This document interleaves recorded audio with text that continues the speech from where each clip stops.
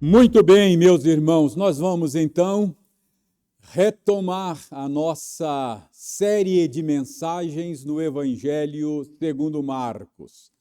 Há mais de um ano nós temos pregado uma série de sermões em Marcos e chegamos agora ao capítulo 15, versos 33 a 41. Então, abra aí a sua Bíblia para que você acompanhe a leitura que farei no texto anunciado, Marcos 15, 33 a 41.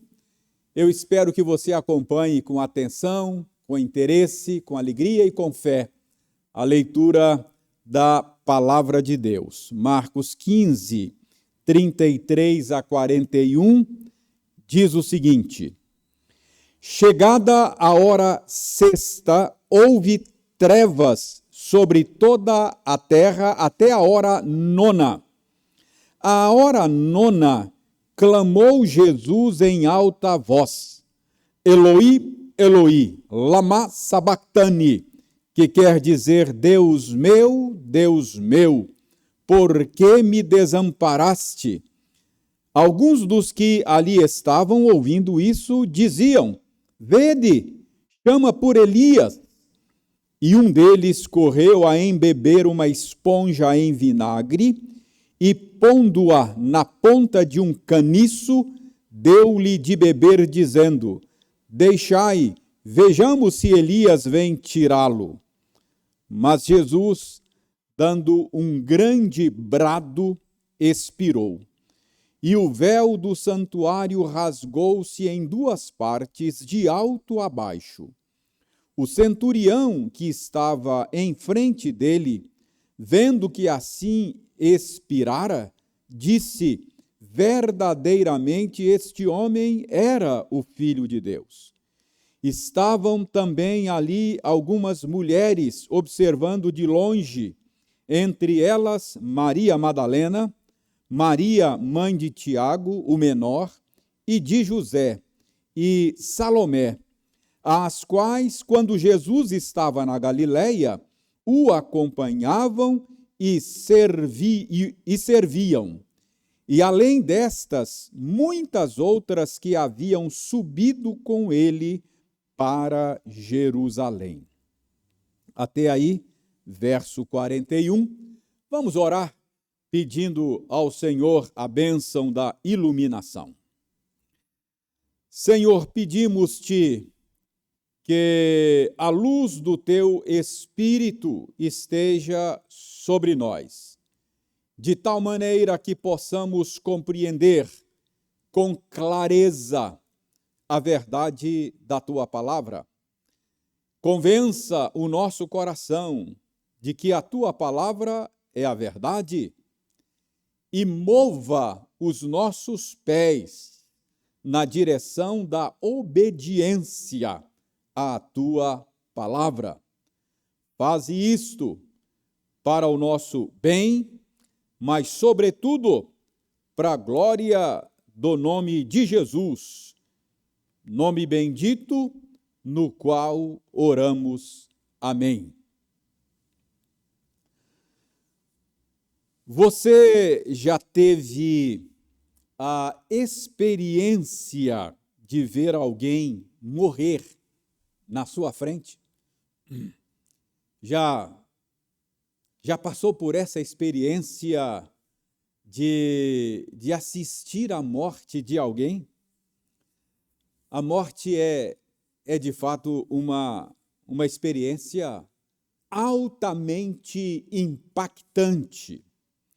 E nós temos, nesses últimos dias, convivido com a morte de uma maneira muito estranha. A morte, nesses últimos dias, tem mostrado a nós o seu rosto de uma maneira muito apavorante. É que, em função desta pandemia, nós temos visto centenas de milhares de pessoas morrerem. E algumas muito próximo de nós. E nós ficamos a nos perguntar diante dessa experiência terrível com a presença da morte, meu Deus, até quando? Até quando, Senhor? Eu estou dizendo isso a respeito dessa experiência triste de ver alguém morrer, porque o texto que nós acabamos de ler nos fala a respeito da morte. O texto que acabamos de ler é a narrativa de Marcos a respeito da morte de Jesus. Então, nós chegamos hoje, nesta nossa caminhada pelas páginas de Marcos, chegamos hoje ao ponto em que ele vai nos contar como foi que Jesus morreu. Irmãos, a morte de Jesus é o ponto central do Evangelho, é o ponto central do cristianismo, da fé cristã. Você não vai entender a fé cristã se você não tiver um correto entendimento a respeito da natureza da morte de Jesus Cristo.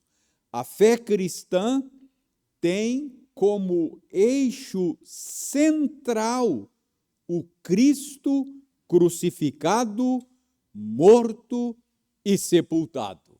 Não é isso que diz o credo dos apóstolos?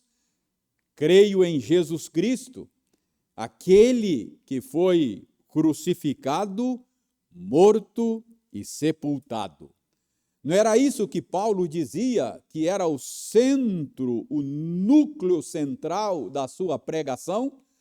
Paulo dizia: eu não quero saber de outra coisa na minha pregação, senão de Cristo e este crucificado. Portanto, a morte de Jesus é o eixo em torno do qual a fé cristã gira.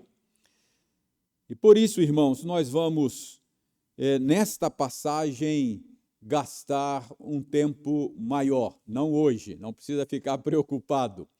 Quando me debrucei sobre essa porção da Escritura, Marcos 15, 33 a 41, eu me debrucei durante essa semana imaginando que eu prepararia um único sermão para explicar o sentido desta passagem. Mas agora eu chego à conclusão de que nós vamos ter que voltar a esta passagem no futuro. Vamos ter que usar mais de um sermão para explicar a vocês o sentido desta porção. A morte de Jesus é algo realmente central para nós. Hoje eu quero falar apenas, com base nesta passagem, a respeito da singularidade da morte de Jesus Cristo. Eu quero mostrar a você que a morte de Jesus Cristo foi única. Eu quero que você entenda que a morte de Jesus Cristo foi diferente de todas as demais mortes ocorridas na história da humanidade. E para isso, nós vamos usar apenas 2 versículos. Quero chamar a sua atenção para o versículo 33 e o versículo 34. Então, hoje, nós vamos analisar apenas esses 2 versos, 33 e 34, a fim de compreendermos ou começarmos a compreender a natureza da morte de Jesus Cristo. E hoje eu quero que você perceba a singularidade da morte de Jesus. Então, em primeiro lugar, chamo a sua atenção para o verso 33. Veja aí na sua Bíblia o que diz o verso 33. Chegada a hora sexta, houve trevas sobre toda a terra até a hora nona. Preste bem atenção, irmãos.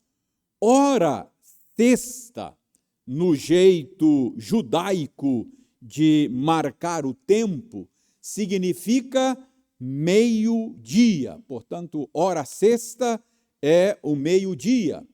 O sistema judaico de contar o tempo começava às 6 da manhã. Então, a hora primeira, segunda, terceira, até a hora sexta, meio-dia.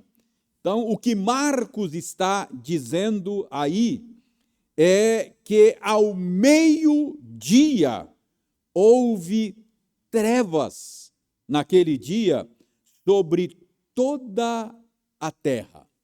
Então, ao dizer que houve trevas ao meio-dia, Marcos está interessado que os seus leitores saibam que houve trevas no momento do dia em que normalmente o sol está a pino. Marcos quer que nós saibamos que houve trevas numa hora do dia em que o sol está no seu ponto mais elevado. O que Marcos quer frisar ao dizer que na hora sexta, meio-dia, houve trevas, ao dizer qual foi o horário, hora sexta, ele quer que você e eu entendamos que houve trevas no momento em que era altamente improvável que houvesse trevas, porque era meio-dia. Então, esse é o ponto de Marcos aqui. E a expressão toda a terra pode ser entendida de maneira ampla, como se Marcos estivesse se referindo ao planeta Terra. Houve trevas em toda a terra. Mas também pode ser entendida como se Marcos estivesse falando de terra no sentido mais estrito, de maneira localizada, como significando aquela região. Então, Marcos estaria dizendo, houve trevas na terra de Israel, em toda a terra de Israel. Então, as duas interpretações são possíveis e eu, pessoalmente, prefiro a segunda. Acho que Marcos está dizendo aqui que houve trevas localizadas na terra de Israel. O que Marcos quer que nós entendamos ao dizer que houve trevas num momento pouco provável, improvável do dia, porque era meio-dia, ele quer que nós entendamos que o que aconteceu não foi um fenômeno natural. Aliás, alguns intérpretes ficam querendo achar aqui explicações naturais para este evento, mas Marcos está exatamente querendo que nós entendamos o contrário. Não foi um fenômeno natural, foi um fenômeno sobrenatural. Não foi um eclipse solar que aconteceu naquele dia. Porque, irmãos, o fenômeno do eclipse solar só pode acontecer durante a lua nova. Depois você faz uma pesquisa aí, pode fazer uma pesquisa no Google mesmo sobre eclipse solar, lunar, e você vai descobrir que um eclipse solar só pode acontecer durante a lua nova.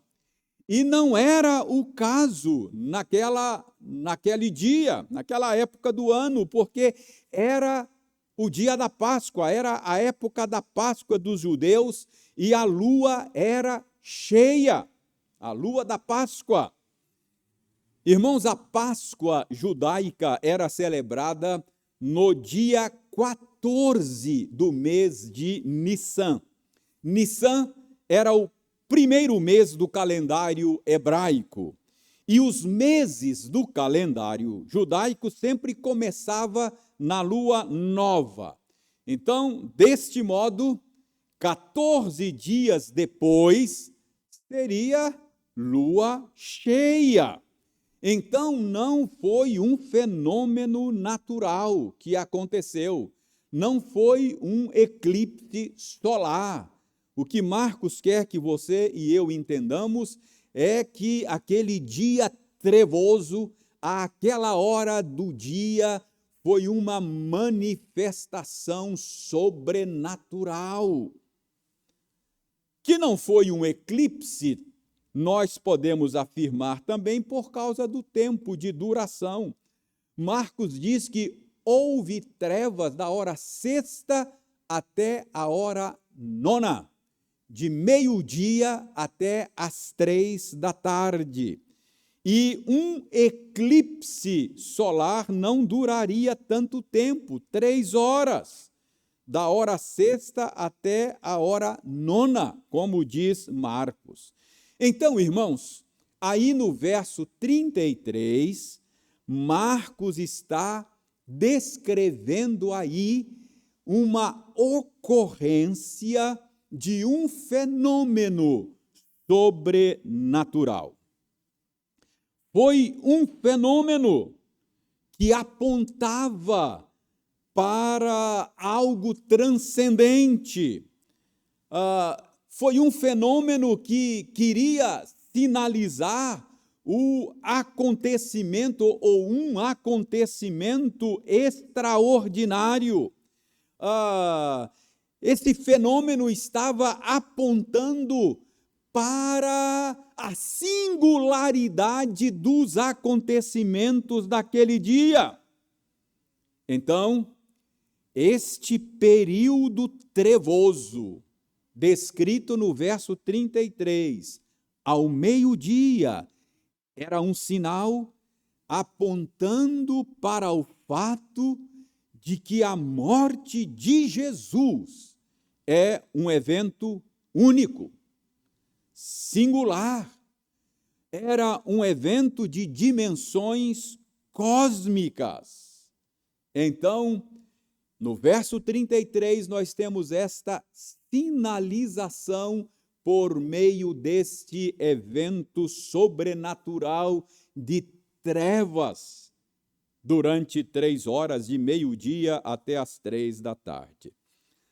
Mas, irmãos, ok, há um evento, então, apontando, sinalizando para a natureza singular do que está acontecendo, mas a pergunta é: em que consiste a singularidade deste evento? Em que consiste a singularidade desta morte? Por que a morte de Jesus é única? Por que a morte de Jesus é singular, não tem paralelo? Irmãos, este evento descrito no verso 33 nos ajuda a entender, porque quando nós lemos a nossa Bíblia, nós descobrimos que a Bíblia associa trevas com o juízo de Deus contra o pecado. Então, em vários textos da Bíblia, há essa conexão entre o juízo de Deus e a presença de trevas. Deixe-me mostrar isso na sua Bíblia. Se você estiver aí com a sua Bíblia aberta, dê uma olhada no Evangelho segundo Mateus. Abra sua Bíblia em Mateus, capítulo 8. Aí no capítulo 8 de Mateus, Jesus está admirado com a fé de um centurião romano. E Jesus diz aí, no capítulo 8, que muitos viriam do Oriente, muitos viriam também do Ocidente, e tomariam lugar à mesa com Abraão, com Isaque e com Jacó no reino dos céus. Verso 11 e verso 12. Aí no verso 12 de Mateus 8, depois de dizer que muitos estrangeiros, gentios, viriam para tomar assento no reino dos céus, à mesa com Abraão, Isaque e Jacó, Jesus diz: ao passo que os filhos do reino, isto é, os descendentes biológicos de Abraão, serão lançados fora, Mateus 8,12, serão lançados para fora, e Jesus diz, nas trevas, ali haverá choro e ranger de dentes. Então, o meu propósito aqui é mostrar a você, em Mateus 8,12, que Jesus faz essa conexão entre o juízo de Deus contra o pecado e as trevas. Para Jesus ser condenado eternamente, para Jesus ser lançado no inferno, é ser lançado nas trevas, onde há choro e ranger de dentes. Então, Mateus 8,12 é uma destas passagens que faz esta conexão entre o juízo de Deus e a presença de trevas. Deixe-me mostrar a você uma passagem do Antigo Testamento. Abra a sua Bíblia no profeta Amós. Amós também faz esta conexão entre trevas e o juízo de Deus. Amós capítulo 5, localize aí Amós na sua Bíblia, capítulo 5, e eu leio o verso 18. Veja aí, Amós 5, verso 18. Ele diz o seguinte: ai de vós que desejais o dia do Senhor. Para que desejais vós o dia do Senhor? E note como é que Amós diz agora. É dia de trevas e não de luz. Então, o dia do Senhor, isto é, o dia em que o Senhor há de julgar o mundo com justiça, trazer juízo sobre o mundo incrédulo, diz Amós, esse dia é um dia de trevas e não de luz. Outro profeta que faz coro nesta conexão com Amós é Sofonias. Abra sua Bíblia lá em Sofonias. Sofonias usa também esta conexão entre trevas e o juízo de Deus. Dê uma olhada em Sofonias, capítulo 1, versos 14 e 15. Eu leio Sofonias 1, 14 e 15. Diz o seguinte: está perto o grande dia do Senhor. Está perto e muito se apressa. Atenção! O dia do Senhor é amargo, e nele clama até o homem poderoso. Aquele dia é dia de indignação, dia de angústia e dia de alvoroço e desolação. Preste atenção como é que Sofonias fala do dia do Senhor.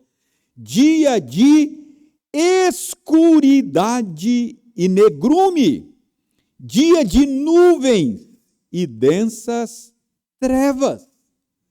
Então, notem esta conexão feita aí no capítulo 1 de Sofonias entre o dia de juízo e as trevas.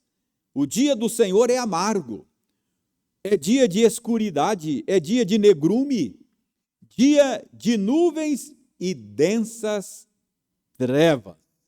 Então, Sofonias também conecta o juízo de Deus com a escuridão, com o negrume, com as densas trevas.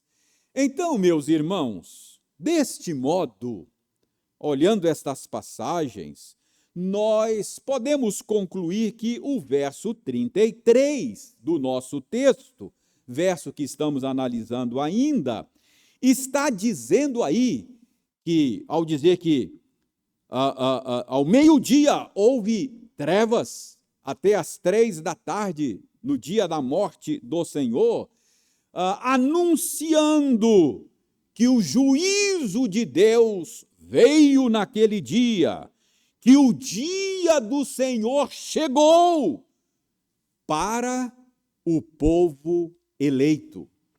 O juízo de Deus naquele dia foi derramado sobre o povo de Deus.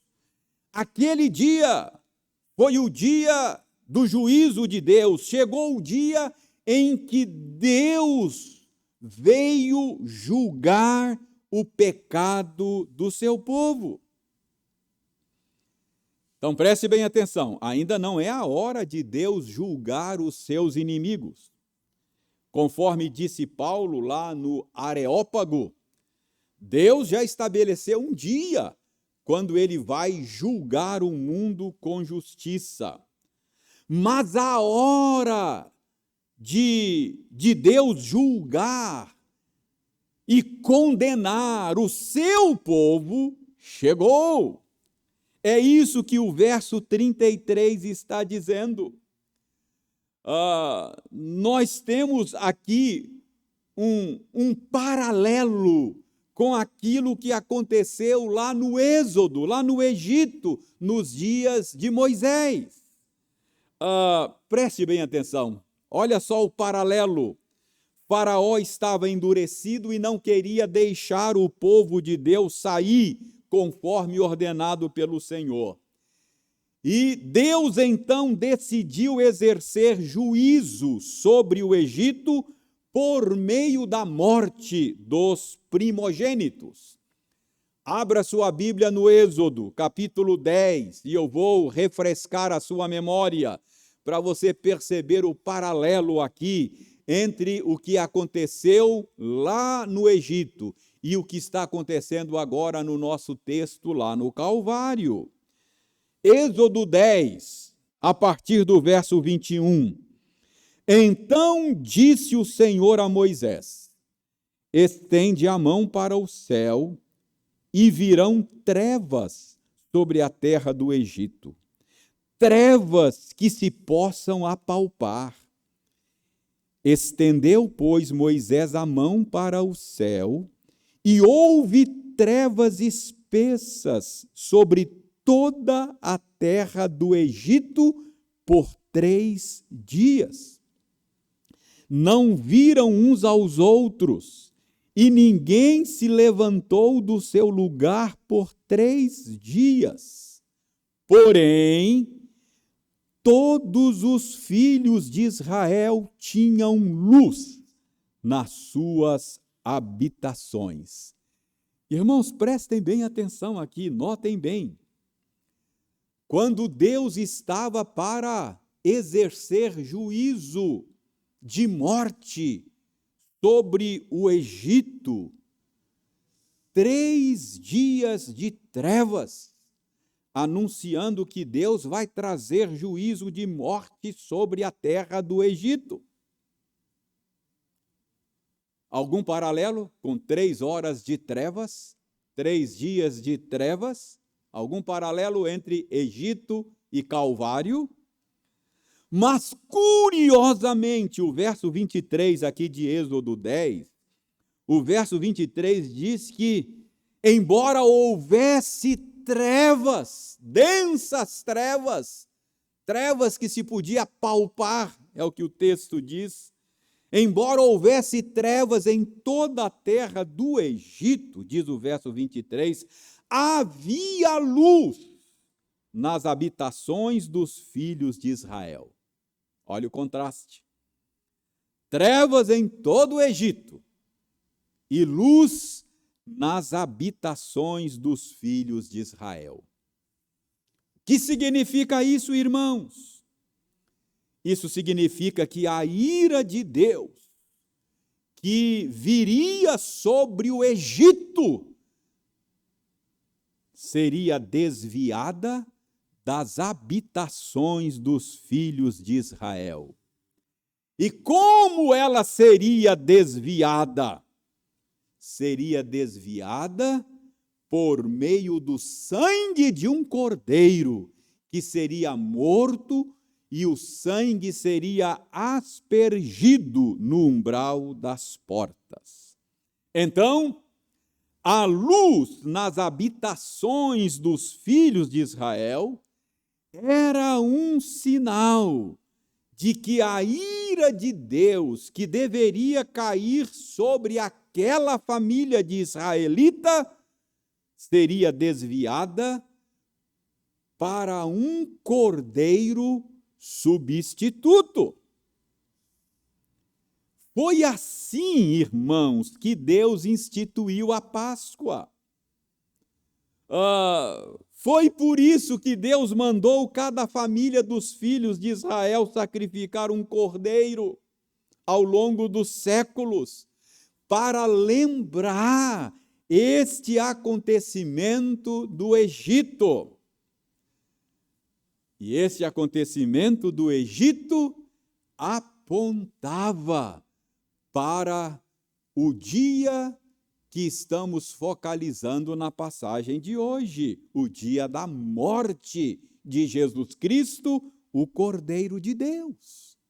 Agora, séculos depois, preste atenção, séculos depois daqueles 3 dias de trevas no Egito, exatamente na Páscoa, a escuridão que tinha vindo sobre a terra do Egito veio agora sobre a terra de Israel, anunciando que o Cordeiro de Deus está prestes a ser morto no lugar do seu povo.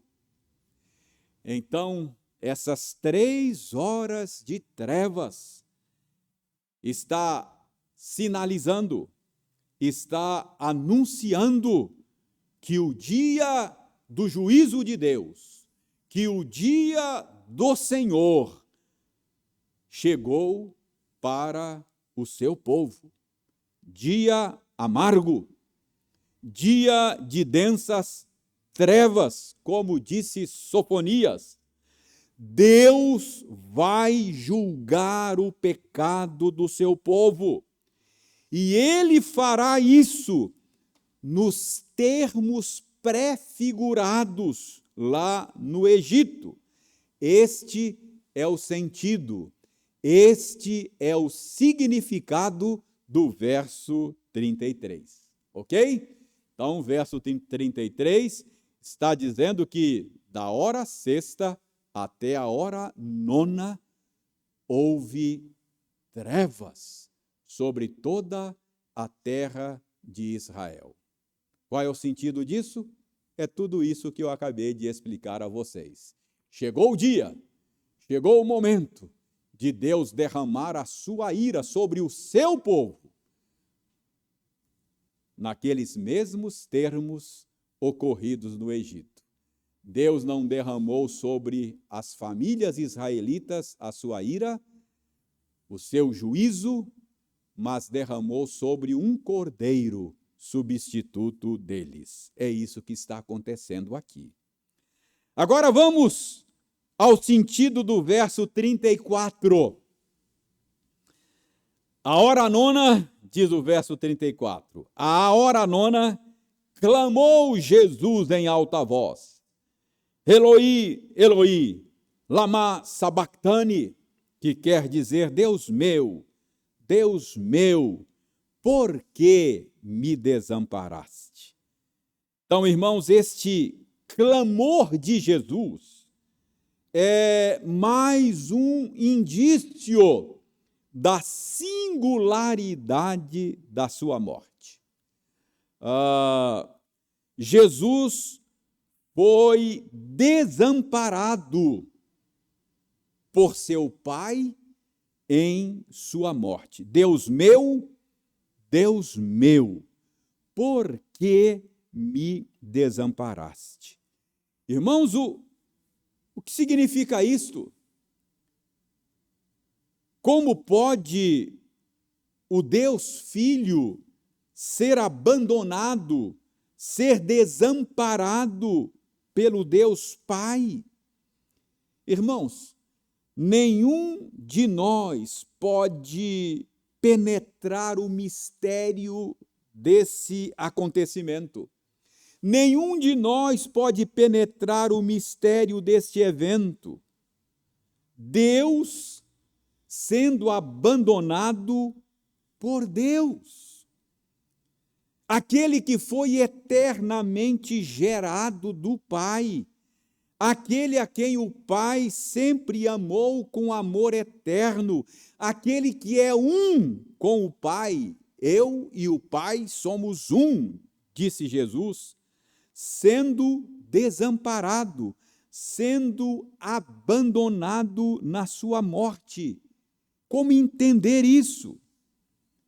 Irmãos, não há como entender, não há como explicar. Esse acontecimento, este evento, está muito além da nossa capacidade de compreensão, está muito além da nossa possibilidade de explicação. Os historiadores dizem que Martinho Lutero se debruçou por várias horas, o dia todo, sobre esse versículo que temos diante de nós e sobre estas palavras de Jesus: Deus meu, por que me desamparaste? E ele se esforçou para entender o significado desse acontecimento, a natureza deste evento. E depois de horas de reflexão, de oração, dizem os historiadores que Lutero simplesmente deixou para lá os livros, a Escritura, e disse: Deus desamparado por Deus. Quem pode compreender estas coisas? Então, irmãos, não há metáfora, não há ilustração, não há paralelo que possa nos ajudar a compreender a natureza deste desamparo. Mas, embora nós não possamos compreender, embora nós não possamos explicar esse desamparo do Deus Filho pelo Deus Pai, é exatamente esse evento misterioso, é exatamente esse desamparo inexplicável que faz da morte de Jesus uma morte única, que faz da morte de Jesus uma morte singular. Porque este desamparo incompreensível, esse desamparo inexplicável para nós, significa que a morte de Jesus foi o derramar da ira de Deus sobre o pecado do seu povo. 700 anos antes de Jesus nascer, Isaías deu alguma explicação para o que estava acontecendo lá no Calvário. Lucas leu ainda há pouco Isaías 53.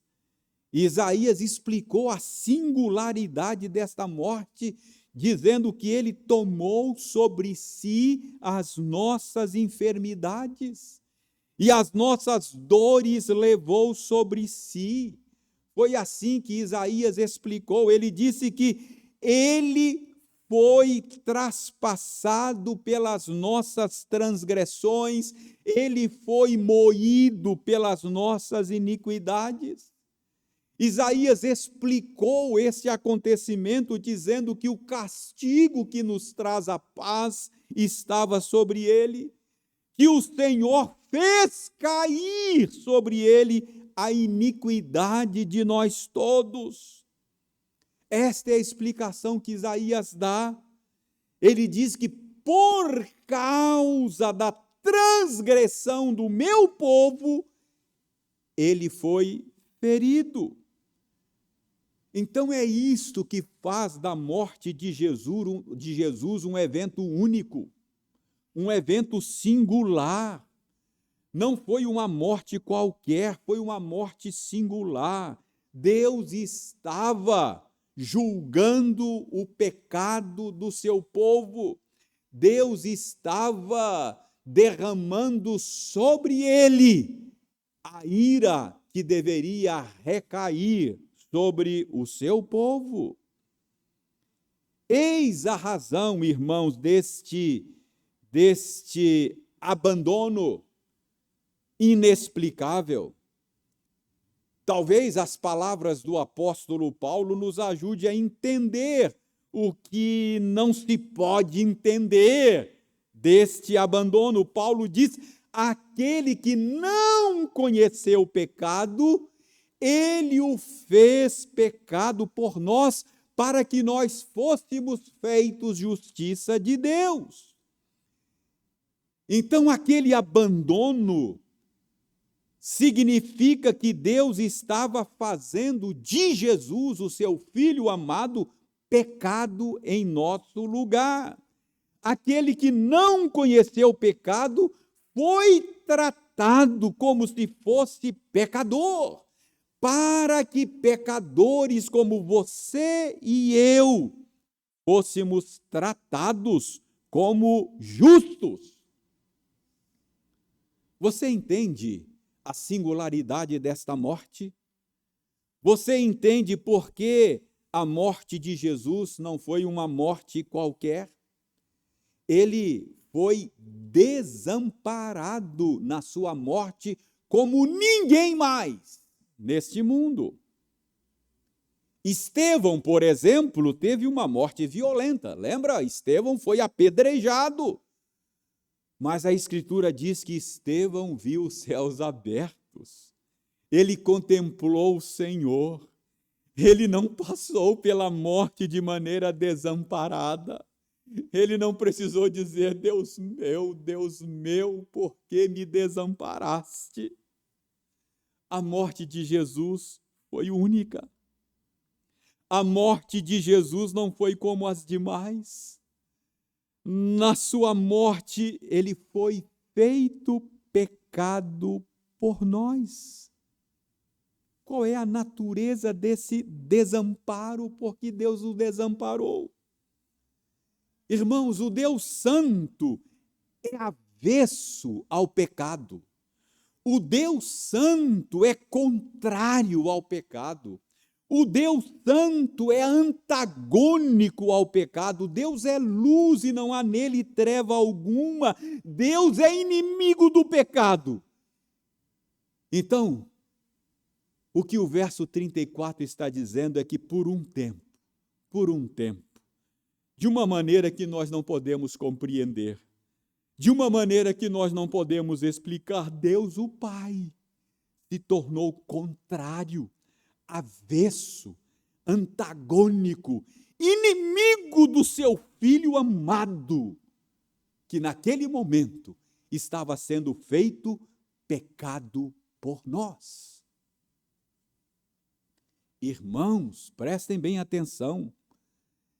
Nenhum ser humano conhece o que Jesus passou. Nenhum ser humano que tenha vivido antes dele ou que tenha vivido depois dele, jamais experimentou o que Jesus experimentou.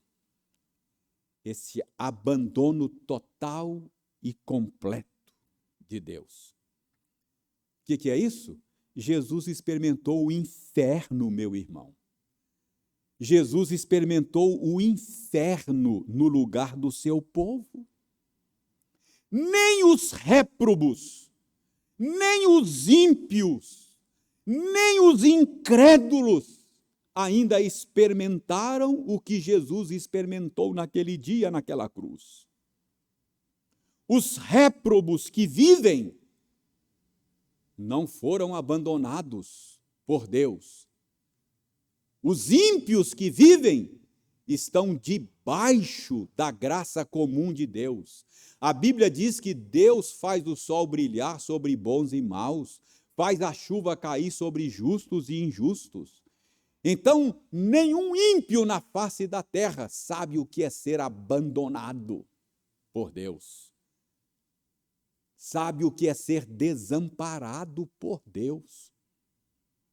E mesmo os réprobos que já morreram, mesmo os incrédulos que já morreram, ainda não foram lançados no inferno. Isto é, o dia do Senhor ainda não chegou para eles. Mas chegou para o povo de Deus, por meio de um cordeiro substituto. Então, irmãos, não tem paralelo para este evento. Não há na história da humanidade nada, absolutamente nada que se assemelhe ao que Jesus viveu naquele dia. É por isso que nós não podemos compreender. É por isso que não há uma analogia, não há uma ilustração que possa nos ajudar a explicar plenamente o que aconteceu naquela cruz. Há mistério sem fim, não é assim que a gente canta? Naquela cruz. E a gente talvez possa se perguntar, mas será que esse desamparo que a gente não entende, que esse desamparo que a gente não consegue explicar, será que isso significa que Deus deixou de amar o seu filho por um tempo? Já que Deus é contrário, avesso ao pecado, e ele foi feito pecado por nós, será que o Deus Santo, que é inimigo do pecado, deixou de amar o seu filho por um tempo? Irmãos, certamente que não. Certamente que não. Mesmo durante o tempo do desamparo, o pai continuou amando o seu filho. Mesmo durante o tempo do desamparo, o filho continuou sendo amado do pai. Esse é o meu filho amado, em quem eu me comprazo.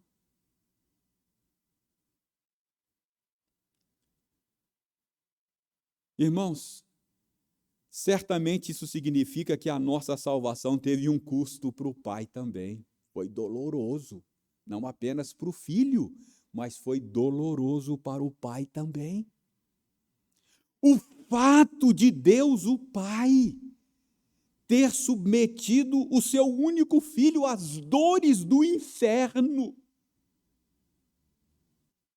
não significa que ele tenha deixado de amar o seu filho. O fato de o pai ter entregue o seu filho às dores do inferno significa que ele amou a você e a mim de tal maneira que a gente não consegue entender, de tal maneira que a gente não consegue explicar. Não é isso que diz João 3,16? Porque Deus amou o mundo de tal maneira que deu seu único filho, para que todo aquele que nele crê não pereça, mas tenha a vida eterna. Não é assim que nós cantamos, meus irmãos? Meu Deus, que amor! Meu Deus, que imenso amor! Que amor incompreensível é esse?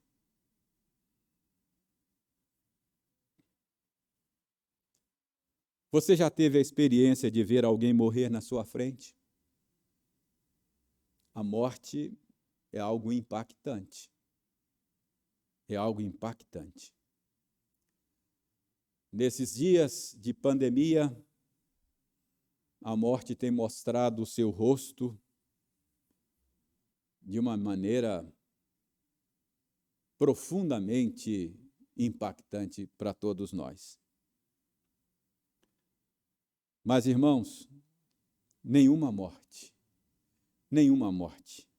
se compara a esta morte, a respeito da qual Marcos está nos falando nesta passagem. A morte de Jesus é sem igual. A morte de Jesus não tem paralelo. A morte de Jesus é única. A morte de Jesus é singular. Então, por hoje, eu quero que você comece a entender isso. A singularidade da morte de Jesus. Ela é singular porque nela Deus estava julgando o pecado do seu povo. Deus estava entregando o seu Filho amado às dores do inferno, no seu lugar e no meu lugar. Ele estava fazendo do Filho do seu amor pecado por nós, para que nós fôssemos feitos justiça de Deus. Na morte de Jesus, ele estava amando a você e amando a mim de tal maneira que nunca poderemos compreender e explicar. Esse é o sentido do verso 34. Eloi, Eloi, lama sabachthani. Deus meu, por que me desamparaste? Deus estava entregando o seu Filho de uma maneira que nós não podemos compreender ou explicar, para que você e eu fôssemos feitos filhos juntamente com Ele. Ele estava amando a você e amando a mim de tal maneira que nós não conseguimos explicar e compreender. Irmãos, eu vou terminar com duas aplicações do que vimos hoje, versos 33 e 34 de Marcos 15. A primeira aplicação é que a morte de Jesus deveria causar a você e a mim, causar em você e em mim, uma aversão cada vez maior ao pecado. Quando nós somos confrontados com a morte de Jesus, como estamos sendo agora, quando olhamos lá para o Calvário, quando vemos Jesus morrer naquela cruz, isso deveria convencer a você e a mim de que o pecado é uma coisa nefasta, medonha, é algo sério. Irmãos, Deus é o bem, o sumo bem. Ele é a fonte de todo o bem. Ele é antagônico, ele é contrário, ele é avesso ao pecado. Portanto, quando nós nos afeiçoamos ao pecado, qualquer que seja ele, nós estamos nos colocando contra Deus. Além disso, o pecado é o mal. O pecado é danoso em sua própria natureza. Mesmo que ele se mostre atraente muitas vezes, isso não muda a sua natureza má. O pecado sempre vai causar danos, sempre vai trazer miséria, sempre vai trazer morte. É por isso que o apóstolo Paulo diz lá, escrevendo aos Romanos, apegai-vos ao bem e detestai o mal. Então, você quer saber o quanto Deus é avesso ao pecado? Você quer perceber o quanto Deus é contrário ao pecado? Olha para a cruz. é daquela maneira que Deus tratou o pecado do seu povo. E é também com juízo de morte que ele vai tratar o pecado dos réprobos. Deus não deixa sem o justo tratamento o pecado, nem dos que se salvam, nem dos que se perdem. Deus dará ao pecado o pagamento que ele merece, a morte. Mas há uma outra aplicação. A morte de Jesus deveria levar você e a mim a considerar a grandeza do amor de Deus pelo seu povo. Paulo diz que Deus prova o seu amor para conosco pelo fato de ter Cristo morrido na cruz por nós, sendo nós ainda pecadores. Então, irmãos, quando nós olhamos para o Calvário, quando nós consideramos a morte de Jesus, isso deveria nos fazer a entender que Deus nos amou de tal maneira que escapa a nossa capacidade de compreensão e de explicação. Você nunca deveria duvidar do amor de Deus. Basta a vida tomar um rumo que a gente não gosta, basta acontecer alguma coisa ruim com a gente, que a gente já acha que Deus se esqueceu de nós, que Deus não me ama. Pare com isso. Olhe para o Calvário. Todas as vezes que você for tentado a duvidar do amor de Deus por você, olhe para a cruz. Veja até onde Deus está disposto a ir por amor a você. Entregar o Filho do seu amor às dores do inferno por amor a você e a mim? Você quer prova de amor maior do que esta? Nós não podemos duvidar do amor de Deus. Que Ele nos ajude a corresponder a esse amor, vivendo de maneira agradável a Ele e entregando a Ele a nossa vida com tudo que somos, com tudo que temos. Porque é este amor que nos constrange a viver para Ele. Então, a morte de Jesus é singular. Não tem outra morte no mundo que se compare a esta, porque nela Deus estava julgando o pecado do seu povo. Deus estava amando os seus eleitos de uma maneira que não podemos entender e não podemos explicar. Esta é a singularidade da morte de Jesus. Que Deus nos ajude a nos alegrar em tão grande bênção, em tão maravilhoso amor. Vamos orar? Senhor, quando olhamos para a cruz do Calvário, quando meditamos no que aconteceu ali, quando nos lembramos que lá tu estavas fazendo do teu filho maldição em nosso lugar, ele se tornou maldito, porque maldito é todo aquele que é pendurado no madeiro. Ele se tornou maldito em nosso lugar. Senhor, nós podemos ter uma noção da gravidade do nosso pecado. Senhor, nós nos envergonhamos, nós nos entristecemos, porque sabemos que somos pecadores.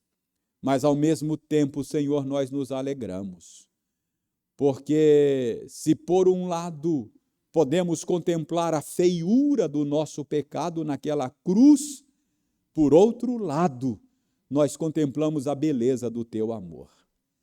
Um amor que foi de tal maneira que nós não podemos compreender, nós não podemos explicar. Muito obrigado por esse imenso amor, por esse inefável amor, por esse inexplicável amor. Ajuda-nos, ó Senhor, a amar-te, correspondendo a esse amor com o qual o Senhor nos tem amado. Nós oramos, agradecidos e alegres, em nome de Jesus. Amém.